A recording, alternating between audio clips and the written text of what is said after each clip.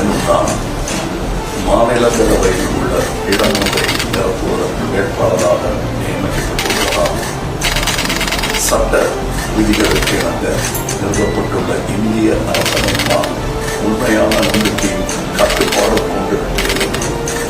இந்திய நாட்டின் முழு முதல் ஆட்சியும் ஒருமைப்பாட்டையும் நிலைநிறுத்துவதற்கு சூழ்நிலைக்கு உறுதி கூறுகிறது. சிங்க கர்ஜனையில் உறுதிமொழி எடுத்துக் கொண்ட கமல்ஹாசன். புரிகிறதா இவன் தீ என்று தெரிகிறதா? தடைகளை வென்றே சரித்திரம் படைத்தவன். மாநிலங்களவை தேர்தல் மநீம தலைவர் கமல்ஹாசன் வேட்புமனு தாக்கல்.